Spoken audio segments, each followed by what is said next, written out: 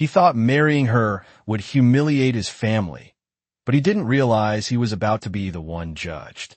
The chandeliers above the grand ballroom of the Han River Palace Hotel glowed like molten gold, casting soft reflections across marble floors polished to a mirror shine, and beneath that warm, expensive light, Seoul's most powerful families gathered in tailored suits and silk dresses, their laughter measured, their smiles practiced, their eyes always watching, always calculating, because in this room, every glance meant something. Every silence carried weight, and at the center of it all stood Kang Min-jae, the man no one dared to challenge, his posture effortless, his presence quiet but absolute, the kind of authority that didn't need to raise its voice to be heard.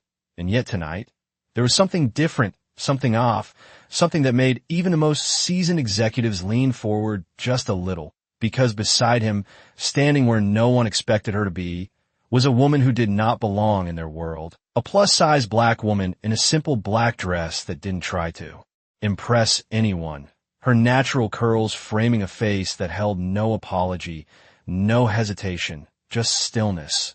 And that stillness made people uncomfortable, because she wasn't shrinking, she wasn't trying to disappear, she was simply there, present in a room that had already decided she was a mistake, a joke, a disruption to the carefully curated image of power and perfection.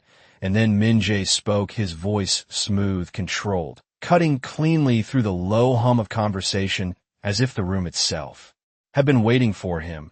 "This is my wife," he said, and for a split second, silence fell like glass before shattering in a quiet, disbelieving laughter, not loud enough to be called rude, but sharp enough to wound, because everyone understood exactly what this was, not a declaration, not a celebration, but a statement, a provocation, a move in a game only a few of them even knew they were playing. And across the table, an older woman lifted her glass with a smile that didn't reach her eyes, whispering something just loud enough for those nearby to hear, and the ripple of amusement spread like a slow wave, subtle, controlled, but unmistakable, because they weren't laughing at the situation. They were laughing at her, at the way she looked, at the way she stood at. The idea that someone like her could occupy a space reserved for women who fit a very different mold. And still, she didn't react, her hands resting lightly at her sides, her shoulders relaxed, her gaze steady as it moved across faces that refused to meet it for more than a second. Because looking at her too long meant acknowledging her as human, and that was not what they had come here to do. And Min-jae watched it all unfold without interruption, his expression unreadable, as if he were observing an experiment he had already predicted the outcome of, because to him, this was never about her. It was about control, about sending a message to a family that thought they could decide his future. And in his mind, she was simply the most effective way to do it, the perfect contradiction to everything they valued, everything they expected, everything they believed he should be. And yet, as the laughter settled into polite conversation again, something shifted, almost imperceptible. The kind of shift that doesn't announce itself but lingers in the air like a question no one wants to ask, because the woman they had just dismissed as a joke hadn't flinched, hadn't lowered her eyes, hadn't tried to explain herself or earn their approval. She simply reached for the chair beside Min-jae, the one marked for his wife, and sat down with a calm precision that felt deliberate, inevitable, as if she had always belonged there. And for the first time that night, the room didn't laugh. It hesitated, because something about her refusal to break didn't fit the script they had already written for her. And in that hesitation, in that brief, fragile pause, the power in the room shifted just enough for someone paying attention to notice. And Kang Min-jae, for reasons he couldn't yet explain, found himself looking at her a second longer than necessary, not as a prop, not as a statement, but as a question he hadn't planned for. 3 days earlier, before the chandeliers, before the laughter, before anyone decided what she was worth, Mai stood outside a small bakery tucked between a laundromat and a narrow alley in Itaewon, the kind of place most people walk past without noticing, its faded sign flickering in the early morning light, and she held the door open with her shoulder while balancing a tray of fresh bread, the smell warm and comforting, the kind of smell that made people feel safe without knowing why. And inside, her aunt counted cash at the counter with a worried crease between her brows, numbers that never seemed to add up no matter how carefully they were stacked, because rent in Seoul did not wait, and neither did bills. And I knew that looked too well, the quiet kind of panic that did not scream but settled into your bones and stayed there. And she set the tray down gently, wiping her hands on her apron, pretending not to notice the overdue notices tucked under the register. Because sometimes dignity meant not saying what everyone already knew, and when the bell above the door chimed again, she turned with a practiced smile, the kind that had carried her through years of being stared at, judged, measured in a language she had learned late but understood too well. Because in a city where she stood out the moment she stepped outside, every interaction came with an extra second of silence, an extra glance, an extra question hidden behind polite words. And she had learned to fill those seconds with calm, with patience, with a steady presence that refused to shrink. And that morning, she did not know that her life was about to shift in a way no amount of patience could prepare her for, because the man who walked in did not look like a customer, his suit too sharp, his posture too precise, his eyes scanning the space as if it were a detail he needed to confirm rather than a place he intended to enjoy. And when he spoke, his voice was low, direct, without unnecessary softness, asking for her by name as if he already knew the answer. And I felt something tighten in her chest, not fear exactly, but awareness, the kind that told you this moment mattered. And he placed a card on the counter, simple, expensive, with a name she had heard before, but never expected to be connected to her, Kong Min-jae.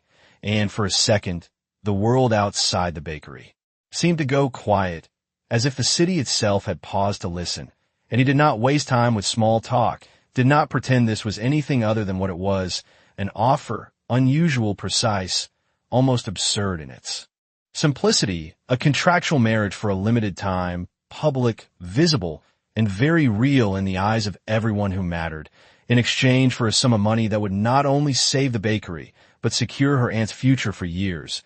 And the number sat in the air between them like something unreal, something too large to belong in a place that sold bread by the dollar. And I did not answer right away, because she had spent her entire life understanding the cost of things, not just money, but respect, pride, the quiet boundaries that kept you whole. And she asked the only question that mattered, why me? And Min-jae's gaze did not soften, did not shift. He simply said that she was exactly what he needed, someone who would not be mistaken for anything his family expected.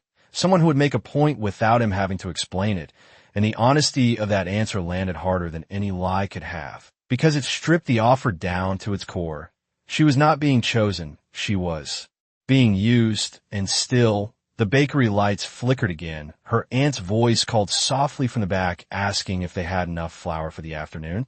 And I looked around at the worn counter, the cracked tiles, the place that had given her a sense of home in a city that often felt like it was waiting for her to leave. And she realized that sometimes survival was not about being seen the right way. It was about choosing which battles you could afford to fight and which ones you had to endure. And when she finally met Min-jae's eyes again, there was no pleading in her expression, no desperation, just a quiet calculation that had been shaped by years of standing in rooms where she did not belong and refusing to disappear anyway. And she nodded once, slow, deliberate, as if signing something invisible between them. And in that moment, neither of them understood what they had just agreed to, because Min-jae believed he had found the perfect instrument for his defiance, and without saying it out loud, had already decided that if she was going to be part of someone else's story, she would not play the role they had written for her. By the time the contract was signed, the city of Seoul had already begun to whisper, because names like Kong Min-jae did not move quietly. They shifted markets, influenced headlines, and altered the way powerful people behave behind closed doors. And yet, for all his reach, for all his influence, there was one thing even he could not control, and that was expectation. Because from the moment his engagement to a high-profile heiress had been rumored, his family had already decided the shape of his future, already imagined the wedding, the alliances, the photographs that would circulate through business pages and society columns. And Min-jae had watched it all with the same detached calm he brought to everything else, the same silence that made people uneasy, because they never knew if he was agreeing or simply waiting, and the truth was he had no intention of giving them what they wanted, not because he could not, but because he refused to be predictable, refused to be managed, and in his world, where power was measured not just by what you controlled, but by what you refused to surrender, that mattered more than anything. And so, when the contract with Mai was finalized in a private office overlooking the Han River, the terms laid out in precise, unambiguous language, timelines, appearances, expectations, everything reduced to clean lines and signatures, he treated it like any other strategic move, efficient, calculated, necessary. And across from him, Mai read every page without rushing, her finger tracing each clause as if she were memorizing. Not just the words, but the intention behind them, because she understood something Min-jae did not yet consider important, that agreements like this were never only about what was written, they were about what people believed they could take from you without asking. And when she finally signed her name, the pen steady in her hand, she did not look relieved, she did not look uncertain, she looked prepared. And that was the first detail Min-jae noticed that did not fit the role he had assigned her. But he said nothing because noticing something was not the same as understanding it, and understanding it was not yet necessary. And within 48 hours, everything moved with the speed and precision that defined his world. Legal teams adjusted records, staff were briefed, appearances were scheduled, and invitations were sent, not as requests but as announcements, because this was not a negotiation. It was a statement. And when the official notice reached his family, the response was immediate. Not loud, not chaotic, but sharp, controlled, a series of calls, messages, and meetings that carried the unmistakable tone of disapproval dressed as concern. And still, Min-jae did not change course, because this was exactly what he had intended, a disruption so complete that it could not be ignored. And on the morning of the announcement, as the city moved through its usual rhythm of traffic and glass towers reflecting sunlight, Mai stood in front of a mirror in a quiet suite, adjusting the sleeves of a dress that had been chosen for her, tailored perfectly, expensive in a way that felt almost unreal against her skin. And for a moment, she studied her reflection, not with doubt, not with pride, but with recognition, because she had seen this version of herself before, not in clothing or setting, but in the way people would look at her, the assumptions they would make, the judgments they would deliver without ever asking who she was.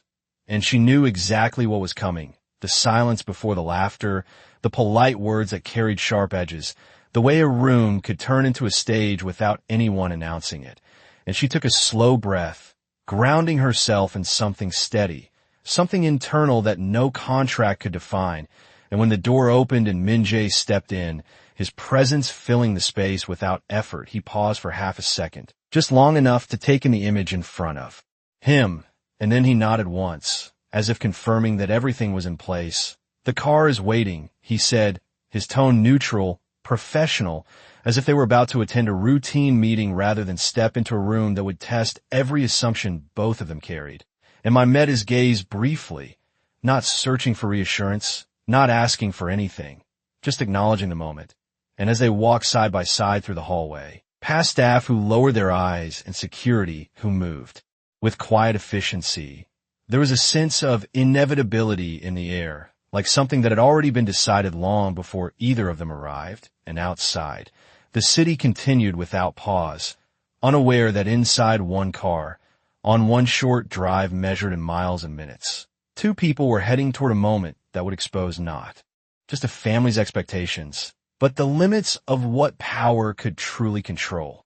The doors to the private dining hall opened without announcement, but every conversation inside seemed to pause at once, not because of the sound, but because of who stepped through, and more importantly, who stepped beside him, because Kong Min-jae did not attend family gatherings late, and he certainly did not arrive with surprises.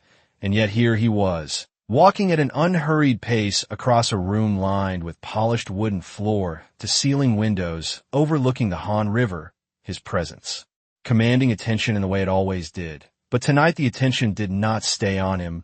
It shifted, it lingered, it locked onto Mai, and the shift was immediate, subtle at first, a few raised brows, a glass held midair a second too long, a smile that froze before it could fully form.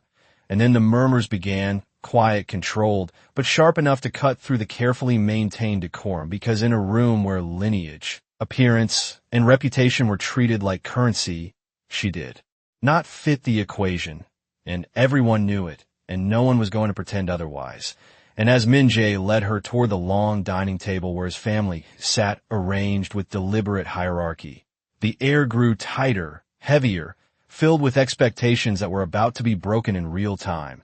And he stopped at the head of the table, his chair already pulled back by a staff member who quickly stepped away, sensing the tension. And without raising his voice, without offering explanation, he placed a hand lightly against the back of the chair beside his, the one reserved for his future wife, the one every person in that room had already imagined occupied by someone else. And he spoke the same words that would echo through every conversation that followed. "This is my wife."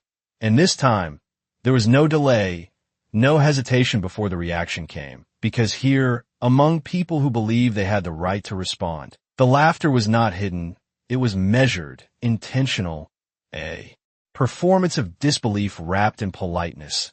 And across the table, a woman in a pale designer dress leaned slightly toward the person beside her, her voice low but perfectly audible. "I suppose this is his idea of humor." And a few others allowed themselves small smiles, nods, glances that carried entire judgments without needing full sentences. And I felt all of it, the weight of their attention, the way their eyes moved over her, cataloging, dismissing, reducing, but she did not look down, did not shift uncomfortably, did not reach for reassurance. Instead, she pulled out her chair and sat with a controlled, deliberate motion, placing her hands calmly on the table as if she had done this 1,000 times before. And that single action disrupted something, not loudly, not dramatically, but enough to make a few people pause, because it was not what they expected, and expectations were the foundation of their confidence. And without them, even the smallest uncertainty could feel like imbalance. And the evening continued, dishes served with quiet precision, conversations resuming with forced normalcy. But the focus never truly left her. It circled back again and again, in comments disguised as questions, in compliments that were not compliments at all. "You must find Seoul very different," one man remarked, his tone light, but his meaning clear. And another added, "It is admirable, really, how comfortable you seem," as if comfort itself were something she had no right to claim. And Min-jae did not intervene. Not when the remarks sharpened, not when the attention grew more pointed, because this was the test he had designed, the reaction he had anticipated. And yet, as the minutes passed, something did not unfold the way he had expected, because Mai did not respond like someone under pressure. She did not rush to defend herself or retreat into silence. She answered when spoken to with calm clarity, her voice steady, her words chosen carefully, not to impress, not to provoke, but simply to exist without apology. And the more she refused to play the role they had assigned her, the more the room shifted, the laughter thinning, the remarks losing their edge, replaced by something quieter, something less certain. And for the first time since he had set this entire situation in motion, Kang Min-jae realized that the control he thought he held over this moment was not as absolute as he had believed, because the person he had brought into this room as a statement was not behaving like one. She was not a symbol, not a distraction, not a tool. She was something far more difficult to manage, someone who could not be reduced without resistance, even if that resistance was silent. And as he watched her sit there, composed, unshaken, meeting a room full of judgment with nothing more than presence, he felt something unfamiliar, not doubt, not yet, but the beginning of a question he had not planned to ask. The longer the dinner continued, the clearer it became that the room had expected something very different, not just from her, but from the entire situation, because humiliation, in their world, followed a pattern. It escalated, it broke the person at the center of it, and then it dissolved into quiet satisfaction, a lesson delivered without needing to be explained. But that pattern was not unfolding tonight, and the absence of it made people restless because they did not know how to respond to someone who refused to follow the script they had already written. And across the table, The woman in pale silk set down her glass with a soft but deliberate sound, drawing attention without raising her voice. "You must understand," she said, her tone smooth, almost kind. "This family has certain standards," and a few heads nodded subtly, not in agreement, but in recognition of the statement's purpose. Because it was not information, it was a boundary being reinforced, a reminder of where everyone believed they stood. Emma listened without interruption, her posture unchanged, her expression composed, as if she were being told something obvious rather than something meant to diminish her. And when she responded, her voice was calm, measured, carrying just enough clarity to reach every corner of the table without force. "Standards only matter when they are applied consistently," she said. And the words did not sound like defiance. They sounded like observation, and that made them more difficult to dismiss, because no one could immediately argue with them without exposing their own bias. And for a moment, the table went still, not silent, but paused, as if everyone needed a second to decide whether to laugh or to ignore it.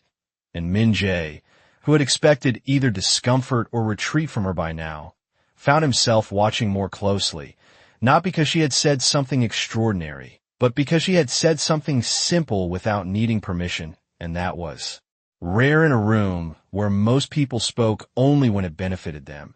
And the conversation resumed, but the tone had shifted, the comments becoming more cautious, less direct, as if testing new angles that might still provoke the reaction they were waiting for.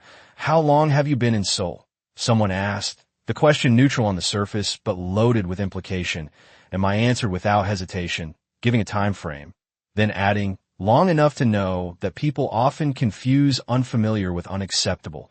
And again, it was not confrontational, it was precise. And precision made it difficult to twist her words into something else.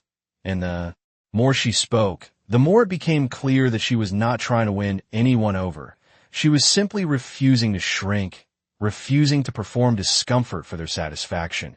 And that refusal began to ripple through the room in ways no one had anticipated, because the absence of weakness removed the foundation of their superiority. And without that foundation, their confidence had nothing solid to stand on. And even the staff, moving quietly between courses, seemed to sense the shift there. Movements slower, their attention sharper, as if something important was happening that could not be named. And Min Jae leaned back slightly in his chair, his gaze no longer detached, no longer observational in the same way, because this was no longer just an experiment playing out as expected. This was something unpredictable, something that did not fit into the clean, controlled outcomes he was used to. And for the first time that evening, he felt a subtle disconnect between intention and reality, because he had brought her here to disrupt his family, to challenge their expectations, to assert control. But the disruption was no longer his to manage. It was happening on its own, shaped by her presence rather than his plan. And as dessert was placed on the table, untouched for a few seconds longer than usual, the room held a tension that was no longer about amusement or judgment.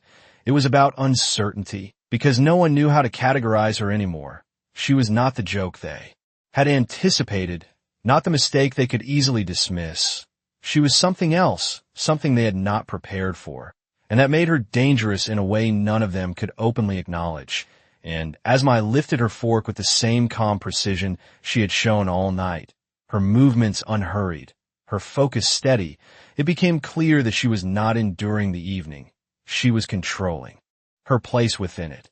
And that distinction, subtle as it was, changed everything. Because in a room built on hierarchy and perception, control did not always belong to the loudest voice or the highest title. Sometimes it belonged to the person who refused to be defined by either. And Kang Min Jae, sitting at the head of the table he had always commanded without question, realized that for the first time in a very long time, he was not the one setting the terms of the moment, and he did not yet know whether that unsettled him or impressed him, only that he could not look away.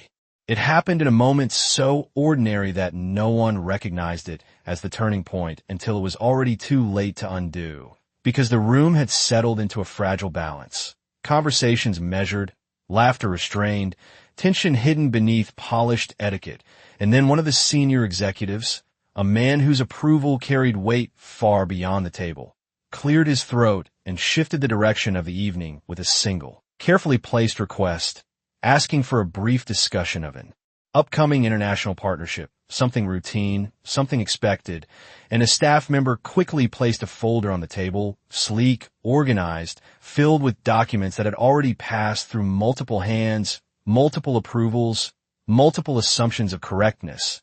And as the pages were opened and passed around, the attention of the room moved away from Mai for the first time that night. Relief flickering across a few faces as the focus returned to familiar ground. Numbers, clauses, projections, the language of power they understood. And Min-jae leaned slightly forward, his attention sharpening because this was his domain, this was where control was absolute. And yet, as the discussion began, something subtle faltered. Not in the presentation, but in the rhythm, a hesitation, a minor confusion between two executives over a specific clause, something about distribution rights, something about liability, small enough to be dismissed, but significant enough to disrupt the flow. And the man leading the explanation brushed it aside with practiced confidence, suggesting it was a translation nuance, a detail that could be clarified later, and most of the table accepted that without question, because questioning it would mean slowing down, and slowing down was not how deals were closed in rooms like this. But Mai, who had been quietly observing her hands, resting lightly near her plate, her attention steady, did not look away from the document in front of her, because she recognized something in the language. Not the words themselves, but the structure, the way certain phrases were arranged, the way one clause leaned slightly against another, creating an imbalance that would not be obvious unless you were looking for it. And she spoke before she could be dismissed by her own hesitation. Her voice calm, clear, cutting gently through the discussion without force. That clause is not a translation issue, she said, and the table stilled again. Not with laughter this time, but with surprise, because she was not supposed to speak here, not in this part of the conversation, not in this language of contracts and control. And the executive paused, his expression tightening just enough to signal irritation. "Excuse me," he replied, polite but firm, ready to redirect. But Mai did not raise her voice, did not challenge him directly. She simply continued, "If the distribution rights are structured that way, the liability shifts entirely to your side once the second phase begins, even if the partner fails to meet their obligations." And now the silence was different, heavier, because she was not guessing. She was explaining, and explanations required listening, and Min-jae's gaze snapped to her, sharper than before, because this was not part of any plan he had made, not part of any role he had assigned. And the executive opened the document again, flipping to the page she had referenced, his movements slower now, more deliberate, as he read the clause with new attention. And the room followed, eyes scanning, calculations adjusting, and within seconds, the shift was undeniable. What had been dismissed as a minor detail revealed itself as a significant risk, one that could cost more than anyone at the table was willing to admit out loud. And the man who had introduced the document cleared his throat again, but this time, the confidence in his posture had softened, replaced by something closer to caution, and no one laughed. No one made a comment, because the moment did not allow for it. Emma leaned back slightly, her hands returning to their place, her expression unchanged, as if she had simply pointed out something obvious, not disrupted the entire direction of a conversation that had been carefully controlled until that point. And Kang Min-jae watched her, really watched her now, not as a symbol, not as a provocation, but as someone who had just stepped into a space that belonged to him and moved within it without permission, without hesitation, and without asking for validation.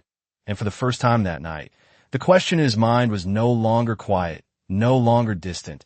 It was immediate, undeniable, and impossible to ignore, because the woman he had brought into this room as a joke had just become the most competent person at the table, and no one, not even him, could pretend otherwise. The silence that followed did not feel temporary. It felt structural, like something in the room had shifted out of alignment, and no one knew how to put it back, because moments like that were not supposed to happen here, not in a space designed to filter out uncertainty before it could take form. And yet the document still lay open on the table, the clause still visible, undeniable. And the executives who had dismissed it minutes earlier now avoided meeting each other's eyes, their confidence recalibrating in real time. And Kong Min-jae did not speak immediately, which in itself carried weight, because he was a man who understood the value of timing. And when he finally leaned forward, his fingers resting lightly against the edge of the table, his voice was quiet, controlled but absolute. "We will revise that section," he said, not as a suggestion, not as a discussion, but as a decision, and no one argued. Because arguing would mean acknowledging that the authority of the moment no longer rested solely with him. It had been influenced, redirected, and everyone in that room knew exactly by whom, even if no one was willing to say it out loud. And across from him, the executive who had introduced the contract nodded once, slower than before, his posture no longer relaxed, his tone measured when he responded, "Of course," and the conversation moved on, but it did not recover, not fully, because the foundation had been exposed, and once something like that happened, it could not be unseen. And throughout the rest of the meeting, the dynamics remained altered, questions asked more carefully, statements delivered with more restraint, as if the room itself had become aware of its own vulnerability. And through it all, Mai did not try to reclaim attention, did not build on what she had said. She simply returned to stillness, allowing the moment to exist without extending it. And that restraint carried more weight than any follow-up could have, because it made it clear that she had not spoken to impress. She had spoken because it needed to be said, and when the final course was cleared and the meeting concluded with the usual formalities, the usual polite exchanges that felt thinner than before, people began to stand, to gather their things, to exit in controlled sequences that maintained the illusion of order. But the glances lingered longer now, not dismissive, not amused, but assessing, uncertain, and as the room gradually emptied, Min-jae remained seated for a few seconds longer than necessary, his gaze fixed on the place where the document had been, as if replaying the moment in his mind. And when he finally stood, the movement unhurried, deliberate. He did not immediately follow the others. Instead, he turned slightly, his attention shifting to Mai, who was already rising from her chair with the same quiet composure she had carried throughout the night. And for a brief second, there was no audience, no family, no expectation pressing in from every side, just the two of them in a space that had finally fallen silent. And Min-jae studied her in a way he had not allowed himself to before, not looking for flaws, not measuring her against anything, but trying to understand something that had already proven itself beyond his control. "You read contracts like that often," he said, his tone neutral, but the question beneath it unmistakable, and Mai met his gaze without hesitation, her expression steady. "I read what people assume no one else will notice," she replied. And the answer was simple, but it carried an implication that lingered, because it applied to more than documents, more than clauses. It applied to rooms like this, to people like them. And Min-jae felt that implication settle somewhere deeper than he expected, not as discomfort, not exactly, but as recognition, the kind that does not ask permission before it changes the way you see something. And as they walked out of the room together, past staff who bowed slightly, past doors that opened and closed with quiet precision, the night outside the windows reflecting the city in distant lights, Min-jae realized that the situation he had orchestrated, the statement he had intended to make, had already begun to shift into something else, something he had not designed. And for the first time since he had set this entire plan in motion, he was no longer certain that he was the one in control of where it would lead, and that uncertainty did not weaken him. It sharpened him, because it meant he was finally paying attention in a way he had not needed to before. And as Mai walked beside him, neither ahead nor behind, matching his pace without effort, it became clear that whatever this arrangement had started as, it was no longer simple, no longer predictable. And somewhere between the laughter that had greeted her and the silence that now followed her, she had done something far more disruptive than he had intended. She had made it impossible for anyone in that room, including him, to see her as anything less than exactly what she was. By the next morning, the story had already begun to spread, not through official channels, not through headlines or statements, but through the quiet networks that move faster than any media, whispers between executives, messages exchanged behind closed doors, the kind of information that did not need confirmation to be believed because it came from rooms where decisions were made. And what they said was simple but unsettling. That Kang Min-jae had brought someone into his family's inner circle who did not belong there, and that she had not only remained standing, she had shifted the balance of the room itself. And that kind of disruption did not go unanswered because in a world built on perception, anything that challenged the established order had to be corrected, contained, or removed. And by the time I stepped out of the car that afternoon in front of another glass-walled building overlooking the river, she could already feel it, the difference in the air, the way people looked just a fraction longer, the way conversations paused when she passed, not with open hostility, but with something more calculated, something quieter and far more deliberate.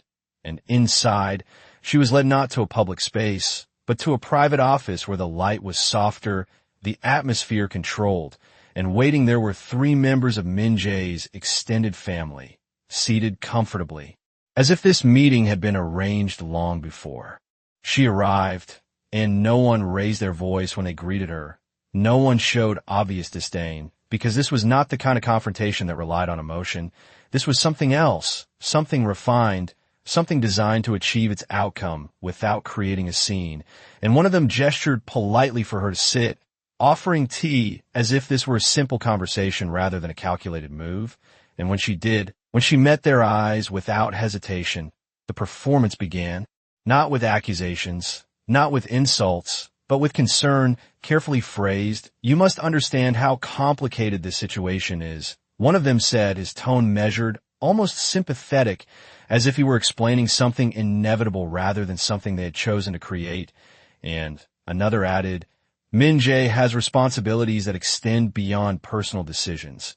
And the words were precise, layered, carrying meaning beneath meaning, because what they were really saying was clear: you do not belong here, and this cannot continue. And then the final piece was placed on the table, not dramatically, not with emphasis, just a slim folder positioned within her reach. And when she opened it, the contents were exactly what she expected: a revised agreement, clean, efficient, offering a generous financial settlement in exchange for her quiet exit from the marriage. A solution that would restore the balance they believed had been disrupted. And for a moment, the room waited, confident, composed, because in their experience, situations like this always ended the same way. People accepted what they were offered, especially when the offer was more than they had ever expected to receive, and silence stretched just long enough to suggest inevitability. And then Mike closed the folder gently, placing it back on the table with a calm that did not match the tension beneath the surface. And when she spoke, her voice carried no anger, no defensiveness, just clarity. "If this was only about money, you would not have needed to invite me here," she said, and the statement landed differently than anything they had anticipated because it did not reject the offer outright. It reframed it, exposing the intention behind it without raising her tone. And one of them leaned back slightly, his expression shifting, not to irritation, but to reassessment, because this was no longer a simple negotiation. And Mike continued, not to argue, not to provoke, but to state something they had not accounted for. "You are not asking me to leave because I agreed to something temporary," she said. "You are asking me to leave because I did not behave the way you expected." And that was the moment the room changed, subtly but undeniably, because she had identified the truth they had wrapped in polite language. And once truth is spoken clearly, it cannot be disguised again, and no one interrupted her. No one dismissed her, because doing so would have confirmed exactly what she had just said. And instead, they sat there, composed, but no longer in control of the narrative they had prepared. And as the silence settled, not empty, but full of unspoken acknowledgement, it became clear that this meeting, designed to remove her quietly, had already begun to unravel. Not because she had raised her voice, not because she had resisted forcefully, but because she had refused to accept a version of reality that reduced her to something they could easily erase. And in that refusal, in that quiet, unwavering clarity, Mai did something far more difficult than arguing. She made it impossible for them to pretend this was ever just a simple arrangement to begin with. When Mai walked out of that room, the air in the hallway felt different, not lighter, not easier, but clearer, as if something that had been quietly pressing against her had finally been named and released, and behind her, the door closed without sound, sealing in the polite tension, the controlled disappointment, the realization that their carefully constructed solution had not worked, and she did not rush, did not look back. She simply moved forward at the same steady pace she had carried since the beginning, because she understood something they still refused to accept, that dignity was not something you negotiated, it was something you held. And as the elevator doors opened and she stepped inside, the reflection in the polished metal showed a woman who had not been diminished by the room she had just left, only clarified by it. And when the doors opened again to the lower level, she was not surprised to see him there. Kong Min-jae, standing near the glass wall that overlooked the river, his posture still, his presence quiet but unmistakable, as if he'd been waiting not out of obligation, but out of something he had not yet defined. And for a moment, neither of them spoke, the city stretching out beyond them in lines of light and motion. And then he turned, his gaze settling on her with a focus that was no longer distant, no longer detached. "They offered you a way out," he said, not asking, not guessing, but knowing, and I met his eyes without hesitation.